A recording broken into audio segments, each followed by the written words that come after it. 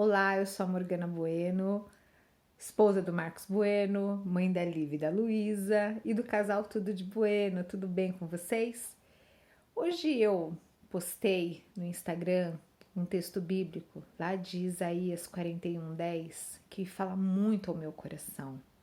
Tem uma história muito profunda desse texto bíblico na minha vida e eu queria compartilhar com vocês ele hoje. Em 2001, eu estava grávida da Luísa e eu descobri que estava grávida dela numa situação muito engraçada. Eu estava me preparando para começar o processo para fazer uma gastroplastia. Sim, eu já fui bem gordinha. E eu fiz também uma colicistectomia. Então eu não ia apenas reduzir o estômago, eu ia fazer a retirada da vesícula biliar, que eu tinha uma pedra lá, né? E o interessante é que quando eu comecei a fazer o exame, que o médico já estava desconfiado de eu ter essa pedra na vesícula, o médico pediu um ultrassom de abdômen total. E o que aconteceu? Que durante esse exame, coloca-se lá o aparelhinho do ultrassom aqui embaixo na barriga e começa ali pela parte da bexiga, né? Para saber se a bexiga tá cheia e tudo mais. E o médico perguntou para mim: a senhora está fazendo esse exame por qual motivo? Aí eu falei qual era o motivo. Ele falou: então, a sua pedra na vesícula tem bracinho, perninha e tem um coração batendo. Foi quando eu descobri que estava grávida da Lu. E isso foi em 2001. Já se passou 19 anos. E tive a Luísa, 4 meses depois eu me recuperei muito bem e no dia 12 de setembro eu fui internada. Desculpa, 11 de setembro eu fui internada e fiz a cirurgia no dia 12 de setembro, um sábado de manhã. Eu e mais 4 pessoas fizemos o mesmo procedimento. Fui para o quarto muito bem, pós-operatório tranquilo. Voltei para os dias de internação, voltei para casa. Um dia e meio depois eu comecei a sentir muitas dores no abdômen. Quando eu voltei para o hospital, foi diagnosticado que eu tive uma rejeição e 3 grampos abriram. Eu fiz aquela cirurgia que corta-se e mantém um estômago adjacente, coloca o anel de contenção e você tem aquela redução que o estômago ele é pressionado pelo anel e passa-se com bastante dificuldade. Aliás, não pode comer muita quantidade porque entope ali, né? Foi uma cirurgia bem radical que eu fiz, tanto que hoje não se faz mais essa cirurgia. Pois bem, voltei para o hospital para fazer uma uma reoperação, né? E quando viram o que estava acontecendo, o meu organismo ele já estava com muita infecção. Porque o que aconteceu? O nosso estômago ele é um órgão elástico, não dá para costurar, né? Só que assim, tudo que você come e você tem uma abertura no seu abdômen, ali ela é uma parte estéril. E ali passa a ser contaminado por conta de tudo que vai pela boca, porque o nosso aparelho digestivo é uma questão, aliás, é um local totalmente contaminado, não é verdade? E nisso acabou desenvolvendo uma peritonite.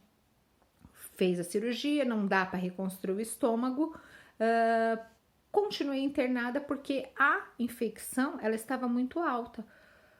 2 dias depois, a minha infecção ela ficou totalmente descontrolada e os médicos começaram a perceber que estava evoluindo para uma septicemia,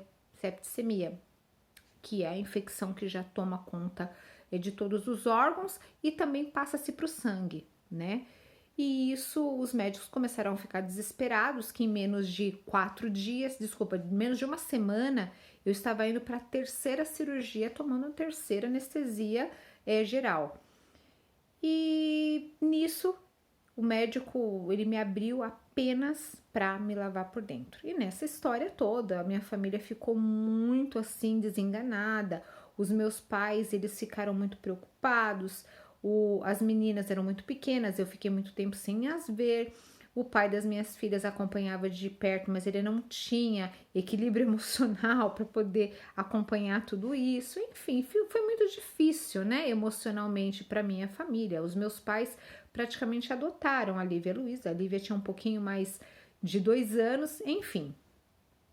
Dentro do hospital, eu comecei a ter muitos procedimentos invasivos. Eu ia, por exemplo, para o centro cirúrgico porque eu não podia comer nada.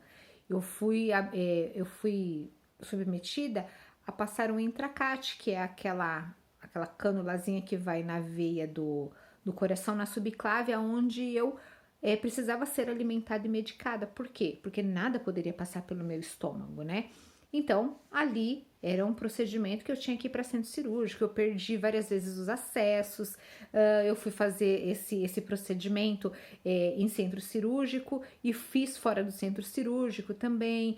Toda essa infecção, ela começou a evoluir para uma infecção hospitalar. Então, os meus médicos, eles entraram em pânico. Por quê? Porque dentro da situação que era novidade, as bariátricas no Brasil, não tinha acontecido com ninguém. Eles chamam até fístula, né? Abriu uma fístula no estômago e não dá para costurar. Por quê? É a mesma coisa de você pegar uma meia calça que tá desfiando e você querer costurar. O que vai acontecer? Aquela meia, ela vai desfiar ainda mais, era o que estava acontecendo no meu estômago.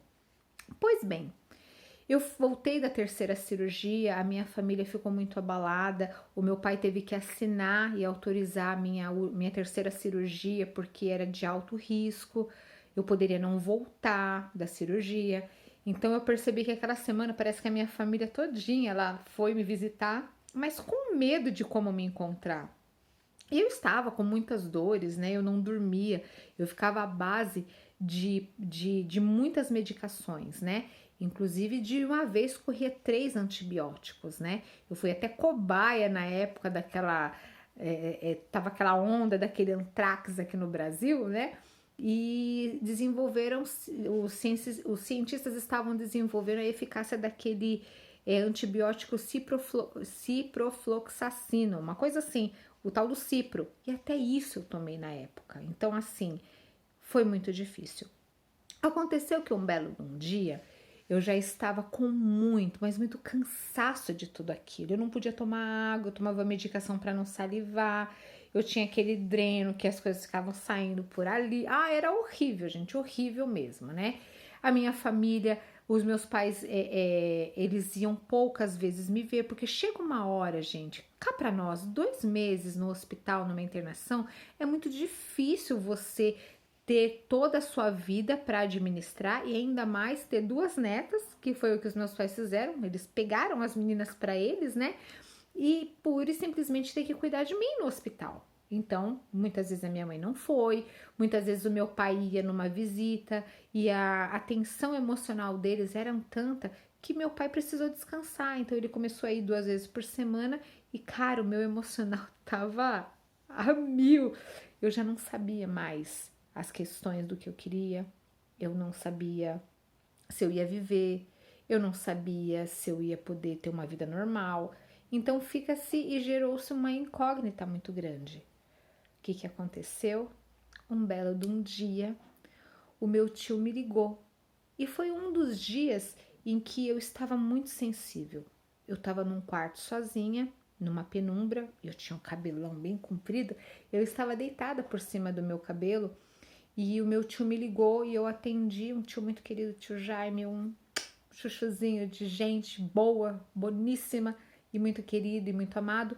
Ele me ligou e durante nossa conversa ele falou para mim assim: Moga, é um apelido carinhoso da família, você tem que crer que o Senhor está à frente de todas as coisas. E eu falei para ele assim: tio, eu creio que Deus está à frente de todas as coisas, mas a minha fé esmoreceu. Bem contraditório, né? A minha fé esmoreceu. E ali eu comecei a chorar, e ele orou comigo, e eu me acalmei, aí eu desliguei, e eu tive essa sensação. Coloquei o telefone ali do lado, coloquei a cabeça assim, e fiz isso. Gente, por essa luz que está nos iluminando, uma mão se passou na minha cabeça, assim. E eu escutei o Senhor falar comigo: não temas, eu sou o teu Deus. Eu que te sustento e que te guardo com a minha destra fiel. E nisso eu suspirei. E eu senti como se 2 mãos me pegassem por debaixo. E eu levitei naquela cama. Não, eu não estava tendo alucinação. Não, eu não estava sonhando. Foi muito real. Eu levitei naquela cama. E nisso eu voltei, Relaxei e em 2 meses foi a primeira noite que eu dormi todinha, com dores, mas eu relaxei e dormi. E eu continuo no próximo vídeo.